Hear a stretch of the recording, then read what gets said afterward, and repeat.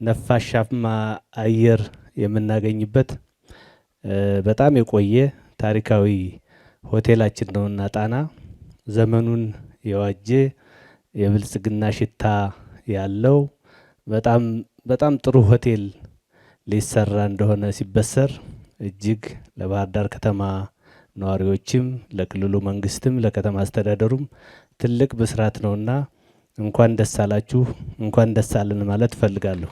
ይሄ ለባህር ዳር በጣም ትልቅ ውበት ነው፣ በጣም ትልቅ ጸጋ ነው። ቱሪስቶችን ለማምጣት የምንፈልገው እንግዶችን ለማምጣት የምንፈልገው የአገር መሪዎችን ለማምጣት የምንፈልገው እንደነዚህ አይነት ሆቴሎች ሲገነቡ ነው። ጣና ደግሞ በዚህ በኩል ሌላ የተለየ ውበት አለውና እዚህም ጎን ላይ ያላለቀ ሆቴል አለ፣ እሱም እንዲጠናቀቅ በመሃልም የክልሉ የልማት ድርጅት ሀብት የሆነ የክልሉ ሀብት የሆነ ገስት ሃውስ አለ። እሱንም ራሱ ወደ ቢዝነስ መቀየር በሚቻልበት ሁኔታ ቅድም እየተነጋገር ነበር ከክቡር ፕሬዚዳንት ጋርና እነዚህን ዶቶች ስንገጣጥም ለባህር ዳር ትልቅ ጸጋ ነው።